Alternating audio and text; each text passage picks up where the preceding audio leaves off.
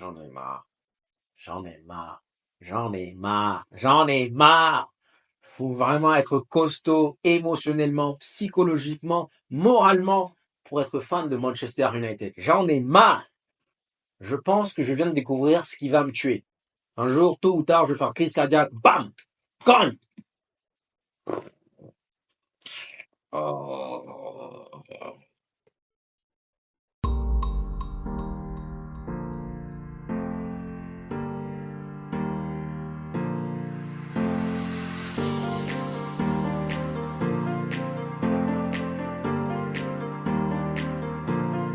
Mea culpa, guys. Mea culpa. Je vous avais prédit un 3-1. J'étais tellement optimiste pour ce match. Au final, Crystal Palace 0, Manchester United 0.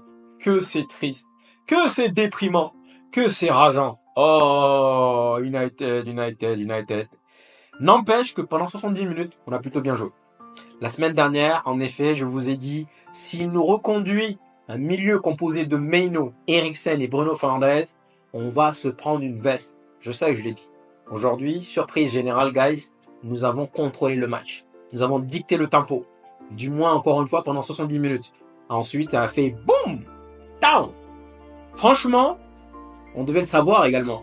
À chaque fois qu'il y a un 7-0, le match d'après, j'avais même souligné les matchs de Liverpool. Quand il y a un bon match, généralement, derrière, et ce, même sous Ferguson, hein. Quand on marque beaucoup de buts comme ça, derrière, on pense qu'on va enchaîner, mais derrière, voilà, on est déçu. On est vraiment déçu. Donc, pour en revenir sur la compo, Onana, Mazraoui, on va les décortiquer one by one. Délire, Martinez, Dalot, Eriksen, Maino, Bruno Fernandes. Surprise, guys! Il nous a mis Rashford sur le banc. Alors peut-être que là, il a commencé à mettre son côté favoritisme un peu de côté. Parce que franchement, mettre Rashford sur le banc, je ne l'ai pas vu venir. Garnacho titulaire, Amad Diallo, Zerzi. Mettre Rashford sur le banc, je l'ai pas vu venir. Sincèrement, peut-être que derrière, il a commencé à vraiment appliquer la rotation. Tant mieux, j'ai envie de vous dire. Donc, le match commence. Et pour moi, celui qui ne veut pas commencer, c'est Eriksen. En réalité, pourquoi ? Parce que je me dis qu'il a un demi-cœur. Et je me dis qu'il est meilleur en 10. Et en réalité, aujourd'hui, il a joué 8. Et il nous a fait une masterclass. Franchement, une masterclass, guys. Eriksen, c'est un bon joueur. On l'a dit, on le répète, on le dit, mais c'est juste qu'il n'a pas la capacité pour tenir 90 minutes. C'est le petit bémol. On aurait dû l'avoir plus tôt. Mais bon, franchement, en première mi-temps, il m'a régalé. Franchement, Eriksen, guys, pour moi, c'est soit tu le fais jouer 10, soit tu le mets sur le banc. Mais tu peux aller dans un match à l'extérieur avec un milieu, un double pivot composé de Eriksen et de Kobe Meno. Il n'y a pas de 6. N'empêche que, guys, aujourd'hui, Eriksen, c'était Modric. C'était je dicte le tempo, je distribue. C'était Modric. Et en fait, on avait tellement le ballon que Crystal Palace a eu peur. Crystal Palace ne nous a pas inquiétés, mais pas le moindre du monde. Parce qu'on avait le ballon. Franchement, aujourd'hui, j'ai vu un Modric. Pam, pam, pam, pam, pam. Dans la précision, dans le dosage, dans la fluidité. Magnifique! Franchement, la question qu'il faut se poser, on va y revenir, est-ce que Eriksen doit sortir de 11? On va y revenir. Mais franchement, Eriksen, guys, très bon match. Très bon match. Ce qui manque à Ten Hag, c'est les cojones. Ce sont les changements qui ont plombé le match. Et c'est la raison pour laquelle, malheureusement, nous risquons encore une fois de finir en 8e. On veut le défendre, hein. Hier, je suis arrivé tout content, je vous ai dit, je le kiffe. C'est vrai, on veut le défendre, on veut le kiffer, on veut... Mais il va toujours te faire la petite honnerie qu'il faut. La petite... Toujours. Il va te la faire. Les changements qu'il nous a fait aujourd'hui, mais c'était de la daube. On a perdu le match à ce niveau-là. Parce qu'on n'a pas été capable de maintenir la même intensité, la même énergie tout au long du match. Les changements qu'il nous a fait, et surtout les postes. Ce que je reproche également à Ten Hag, c'est qu'il n'y a rien de révolutionnaire. Rien. C'est changement poste pour poste. Je sors Eriksen, je mets Ugarte. Je sors Amad, je mets Rashford. Bref, vous avez compris. Là, il a sorti Zerzi pour Rashford. Bref, on l'a déjà dit, mais Rashford n'est pas neuf. Rashford n'est pas neuf, guys.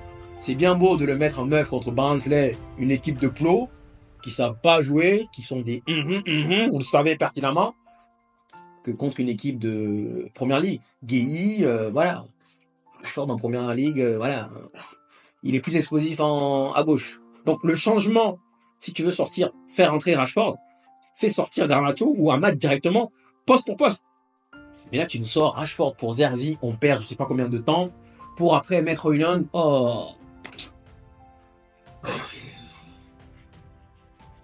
Guys, saviez-vous qui était le maillon faible de ce match? Est-ce que vous le savez? Ou plutôt, est-ce que vous allez plutôt le reconnaître? C'est qui le maillon faible du match? Honnêtement, hein, blague à part. C'est qui le maillon faible du match? Je vais vous expliquer une théorie. Une très belle théorie. Cette théorie-là, je l'ai vue dans un film assez drôle, Owen Wilson, qui s'appelle BAT.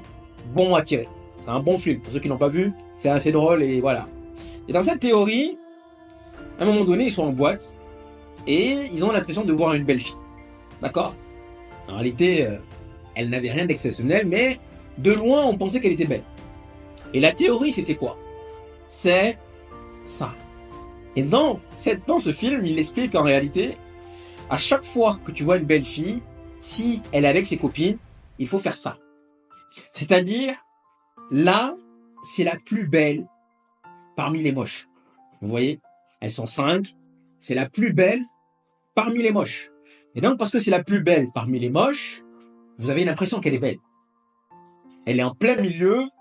Elle a 2 tons à côté, 2 tons à gauche, 2 tons à droite. On pense qu'elle est magnifique. Mais la théorie veut dire que quand tu fais ça, c'est-à-dire quand tu fais un zoom et que tu mets justement uniquement la caméra sur elle, tu vas te rendre compte que finalement, elle n'est pas si belle que ça. Voici la théorie. Et donc, les intelligents savent pourquoi est-ce que je fais allusion à ce film. Je vais l'appliquer à Bruno Fernandes. Je suis désolé, guys, hein. Je suis vraiment désolé. Pendant longtemps, j'ai mis un filtre. Je vous jure. Parce que justement, je sais que c'est le chouchou, je sais que vous l'aimez. Pendant longtemps, hein, pendant 3 ans, ça fait 3 ans que moi, Bruno, vous le savez. Ceux qui suivent les United depuis longtemps sur Facebook, vous le savez. Moi, Bruno, je suis pas fan. Mais, par respect à votre égard, je me suis dit, je vais aller mollo, c'est le chouchou des gars, moi je l'aime pas, chacun son opinion. Mais aujourd'hui, j'en ai marre. Je suis désolé, j'en ai marre de mettre des filtres concernant Bruno Fernandes. Et donc, pour revenir à cette stratégie, c'est que on va l'appliquer à Bruno Fernandes. Pendant longtemps, on avait une équipe de tocards. C'est-à-dire, c'était le meilleur des mauvais. Tout comme la fille, c'est la plus belle des moches. En réalité, elle-même, elle est moche. Mais c'est la plus belle des moches. Tu fais ça, tu penses tu fais ça, elle est belle, mais dès que tu fais ça, zoom, tu te rends compte que finalement, voilà. Donc, pendant longtemps, on avait une équipe de tocards. Les McTominay, les je sais pas quoi. Donc, Bruno Fernandes, c'était le meilleur des mauvais. Et donc, conclusion, tout le monde pensait qu'il était bon. C'est la même chose. De loin, on pense qu'elle est belle, parce qu'elle est entourée de moches. Et donc, si lui, il est entouré de tocards, forcément, on va dire que c'est le meilleur. Parce que c'était le meilleur des mauvais. Le petit problème qui va se poser, et je pense que tôt ou tard, hein, guys, là je vous le dis maintenant, vous allez lire l'heure. Les pros Bruno, je vous attends au tournoi. Tous, je vous attends. On m'a dit je suis un nul, je ne comprends rien au foot. J'ai encaissé, il n'y a pas de problème. Mais moi je vous attends. Je vous attends midi pile. Donc pour revenir sur la référence, pendant longtemps Bruno Fernandes c'était le meilleur des mauvais. Cette année, ça change la donne, guys. Pourquoi? Parce que cette année, nous avons rajouté de la technicité, de la technique. Et quand on voit Ahmad jouer, quand on voit Maino jouer, quand on voit Zerzi jouer, quand on voit Eriksen même jouer, et bizarrement, pourquoi je vous dis que nous avons bien joué jusqu'à la 70e minute? Parce que bizarrement, très bizarrement, au moment où on a sorti Amad Diallo, celui-ci n'a pas fait un grand match, on va y revenir, mais il est capable de conserver le ballon. Au moment où nous avons sorti Amad Diallo, nous avons sorti Eriksen, nous avons sorti Zerzi. À partir de cet instant, le niveau technique de l'équipe est passé de là à là. Conclusion, Rashford, Højlund, ils rentrent, ils n'ont absolument rien à manger. On va parler de nourriture. Absolument rien. C'est-à-dire que beaucoup parmi vous disent que Højlund n'est pas un bon joueur. Mais c'est normal, guys. Qui le sert? Qui est-ce qui le nourrit? Personne. Si à l'inverse, vous mettez Højlund entouré de joueurs techniques, Amad Diallo, donc encore une fois, voilà, on va voir que Højlund est pas mal. Rashford également. Mais à partir du moment où vous sortez la technicité de l'équipe, je suis désolé, guys. Donc, celui-ci était le meilleur des mauvais. Aujourd'hui, vous allez vous rendre compte. Là, je dis les termes. Vous allez vous rendre compte petit à petit. Mais le truc, c'est que vous allez le comprendre. À un moment donné, cette saison, vous allez le comprendre.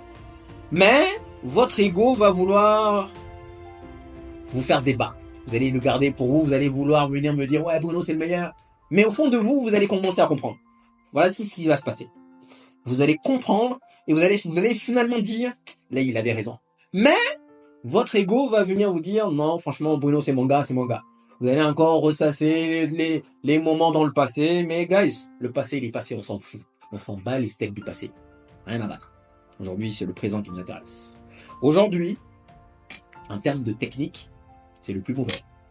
Donc oui, avant, il était entouré de tocards, mais maintenant qu'on a relevé le niveau de l'équipe, vous allez comprendre. Maintenant, vous allez comprendre.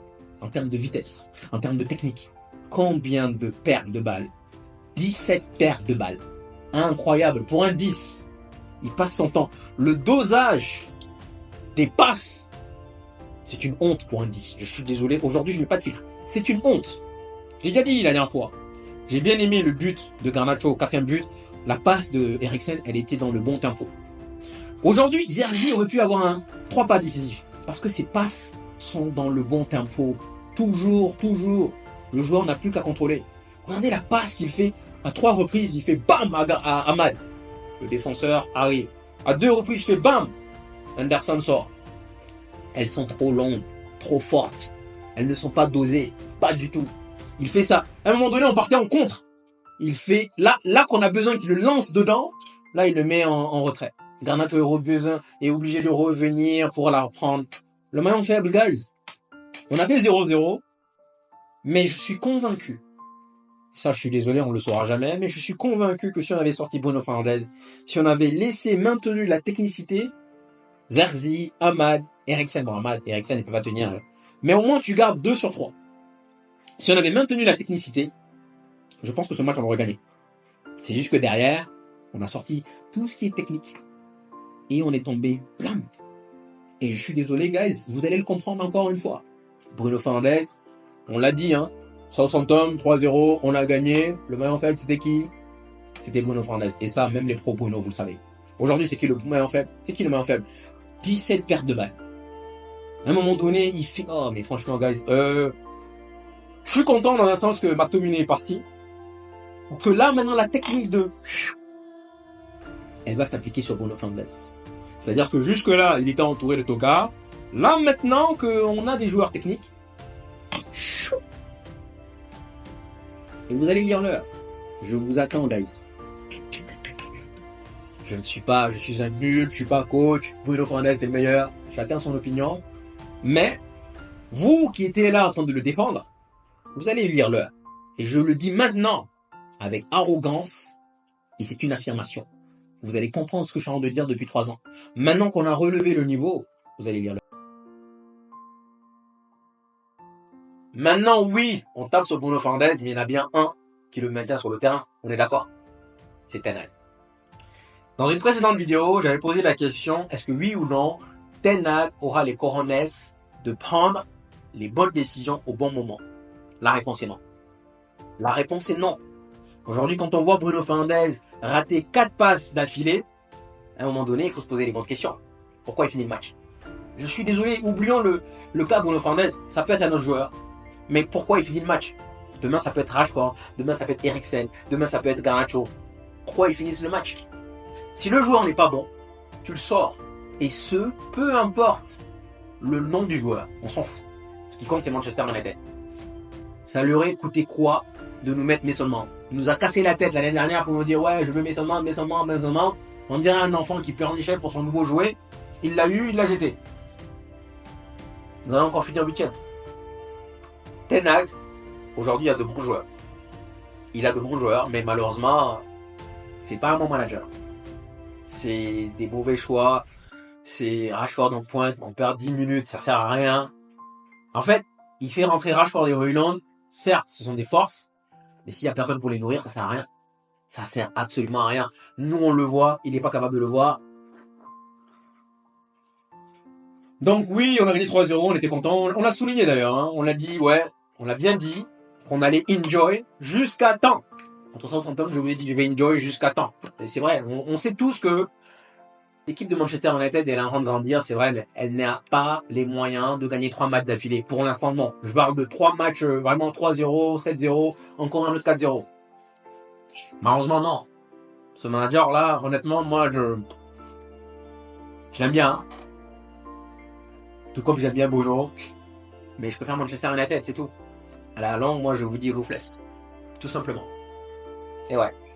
Donc, on a les bons joueurs, mais on n'a pas le bon manager. Faut le dire haut et fort. Haut et fort. Peut-être qu'il va le devenir. Est-ce qu'on a le temps d'attendre? Cette saison, déjà, elle est fucked up. Désolé. On est déjà à la 5e journée. On a 2 défaites, 1 match nul. C'est gone. Done. Devant, on a les rouleaux compresseurs de Liverpool, d'Arsenal, de City, de Chelsea. Chelsea, 3-0. Donc, top 4, guys. Moi, je pense qu'on va encore finir 7e ou 8e. Le top 4, il est déjà gone. On n'a pas les moyens, en fait. Aujourd'hui, Chelsea est parti à West Ham. Avons-nous, sincèrement, la capacité? Avons-nous le manager, le tacticien en place pour aller gagner à West Ham 3-0? Posons-nous vraiment les bonnes questions. La réponse est non. Du moins à ce jour, non. Parce qu'aujourd'hui, ce Crystal Palace là, il était naze. Il était nul. On les a marchés dessus. Et au final, on finit avec un...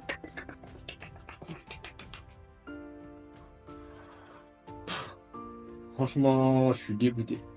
Je suis dégoûté dans le sens où le plus difficile, la chose horrible qu'il faut faire avec ce club de Manchester United, c'est commencer à s'emballer. Ouais, guys, ouais. Et je le sais en plus. Et je sais pas pourquoi je me suis laissé emporter et puis ben bam. Retour à la réalité. Bon, les joueurs. Passons maintenant aux joueurs. Oh nana, what's my name? Oh nana, what's my name? Aujourd'hui, respect mon gars. Un grand respect masterclass. Car la double parade que tu nous réalises permet de nous ramener un point. Sans ça, on rentrait chez nous bredouille. Avec rien, nada. Double parade, masterclass. C'est vrai, entre nous, on t'a traîné dans la boue, on a dit que t'étais un tocard, on t'a insulté, mais aujourd'hui, merci à toi, big respect. Je vais quand même rajouter une toute petite critique.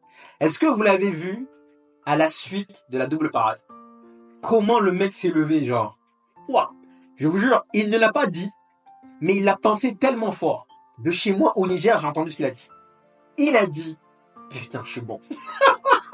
Il s'est levé en mode beau gosse. Il a rempli ses poumons. Oh, guys, franchement, la scène, elle est masterclass. Je vous invite à aller la revoir. Comment il s'est levé, juste avant que les joueurs viennent le féliciter pour dire, ouais, Onana, t'es un bon. Il s'est levé, genre. Ouah! Mais tu l'as mérité. Merci à toi. Mazraoui, franchement, c'est un de mes chouchous. Je vous jure que Mazraoui, c'est un de mes chouchous. Je kiffe ce joueur. Je le trouve disponible dans ses dribbles, dans sa défense. Franchement, c'est un joueur que j'aime beaucoup. Je ne l'aurais pas cru. En même temps, c'est normal, je ne le vois pas, mais en fait, et lui et Délire, je me suis dit, sont des joueurs qui se blessent beaucoup, voilà. Mais sincèrement, ils m'ont convaincu. Les deux. Mazraoui, guys, c'est devenu l'un de mes chouchous. Délire, je me sens apaisé, je me sens serein. Franchement, je pense qu'on aurait pu continuer le match. C'est vrai que oui, ils ont eu quelques occasions à la fin du match. Mais je pense que derrière, serein. Et là, c'est la défense qui me le fait. Donc franchement, Mazraoui, Délire, merci le Bayern. Vous nous avez donné de bons joueurs. Franchement, merci beaucoup. Les deux là, ils sont en train de me conquérir. D'ailleurs même, je dirais, ils m'ont conquis. Bon, c'était un peu tôt, mais... Martinez, également. Le back fort, j'ai pas d'inquiétude. J'ai vraiment pas d'inquiétude. Et j'ai beaucoup aimé le match de Dalot. La dernière fois, je l'avais dit, c'est un joueur qui peut jouer au milieu de terrain. Rentrer dans le milieu de terrain comme ça, masterclass. Première mi-temps, il nous a fait une masterclass. La passe qu'il délivre à Garnacho, waouh! Entre les lignes, masterclass. Et surtout, encore une fois, ce n'est pas que entre les lignes, c'est dans le bon dosage, dans le bon tempo. Vraiment, guys, Dalot, première mi-temps, deuxième mi-temps, oui, mais première mi-temps, pour moi, c'était lui mon homme du match. Magnifique. Ensuite, Meno. Meno, c'est pas un 6, guys. C'est du gâchis. N'empêche que quand il prend sa balle, il est tellement confiant, il est capable de dribbler. Encore une chose que Bruno sait pas faire. Il est capable de dribbler, il est capable vraiment de s'imposer dans les petits espaces. Bruno sait pas dribbler. Donc Meno, malheureusement pour moi c'est du gâchis, mais bon, il a fait quand même un bon match. Eriksen, masterclass. Du moins jusqu'à ce qu'il sorte. Il a contrôlé le tempo. Ça c'est un match digne de Modric. Et encore une fois, nos coups de pied arrêtés se sont améliorés parce que c'est Eriksen qui les a tirés aujourd'hui, non Bruno Fernandes. Encore un autre point sur lequel Bruno Fernandes, voilà. Donc Eriksen, le seul petit bémol, c'est qu'il n'a pas les moyens pour finir un match. C'est la seule critique. Sinon, les passes, combinaisons, bonnes décisions, c'est ça un 10. Bruno, j'ai parlé de ça pendant je sais pas combien de temps, parlé de lui depuis je sais pas combien de temps, donc voilà. Garnacho, il aurait pu marquer, il aurait dû marquer. Ah, la frappe sur la barre, elle est bien faite. Elle est trop bien faite parce qu'elle enroule, elle contourne. Elle contourne Anderson, elle est trop bien faite. Malheureusement, le poteau. Oh. Un match Diallo, j'ai pas aimé aujourd'hui. Je l'ai trouvé. Bon, en même temps, il y avait 3 joueurs sur lui dès qu'il touchait le ballon. C'est un joueur que j'aime bien, mais je pense qu'il peut faire beaucoup mieux. Donc pour moi, la solution, ça aurait été de sortir Amad Diallo. Tout simplement, guys, hein, c'est mon gars, mais il fallait le sortir. Plutôt que d'aller sortir Zerzi, il fallait sortir Amad Diallo pour mettre Rashford. Et Rashford, il a marqué un but du droit la dernière fois, côté droit. Pourquoi tu ne mets pas à droite? Pourquoi est-ce que derrière, tu décales encore Garnacho, bref, pour accommoder Rashford? C'est dans son management qui va nous la mettre à l'envers. Mais Zerzi, guys, beaucoup ne vont pas le remarquer. Il y en a plein qui vont dire c'est un doka. Parce qu'encore une fois, il n'y a pas de pas décisif, il n'y a pas de but. Mais est-ce que vous voyez ses passes? Il aurait pu se retrouver avec 3 pas décisifs aujourd'hui. Première action, il lance Garnacho. Arrêt de ligne en zone. Il fait un 1-2 avec Bruno Fernandes, mais dans le bon tempo encore une fois. Bruno Fernandes cadre pas. Et il fait encore une autre fois à je sais plus qui. Il aurait pu avoir 3 pas décisifs aujourd'hui. Moi, Zerzi, j'aime bien. Et c'est là qu'on parle de niveau technique. Zerzi, tu le laisses derrière Højlund. Højlund, tu le mets derrière Bruno ou je sais pas quoi. Bruno ne sert pas les attaquants. C'est du gâchis. Vous n'allez pas tirer le meilleur de Højlund comme ça. Il n'y a plus personne pour l'alimenter, plus personne pour le nourrir. Donc, vous allez faire quoi? Non, guys, encore un 0-0, encore une nouvelle désillusion. Retour à la réalité, comme d'habitude. Puis voilà, hein. On le sait de toute façon. Hein. C'est pour ça qu'on a dit on allait enjoy le match de Southampton, on allait enjoy encore le match de Barnsley. Bien que ce n'était que Barnsley, on savait qu'à un moment donné, checkpoint. Ça allait arriver. Donc, guys, j'ai envie de vous dire merci beaucoup. Demain, si j'ai l'énergie, je dis bien si, on va décortiquer la conférence de presse de Ten Hag. Parce que ce qui est triste, c'est que c'était bien, mais ce sont ces mauvais choix qui fait que derrière, on part avec un point. C'est pour ça que je vous dis, Ten Hag, managérialement parlant, à ce stade, c'est pas bon. Merci, guys. Et donc, je suis désolé si j'ai heurté les pros Ten Hag. Désolé si j'ai blessé, parce que je sais littéralement, je l'ai blessé les pros Bruno. Je suis désolé, mais maintenant, je ne mettrai plus de filtre. À ce joueur-là, j'ai longtemps gardé ça, maintenant c'est fini. Je vous le dis maintenant. Merci d'être venu jusqu'ici, prenez soin de vous.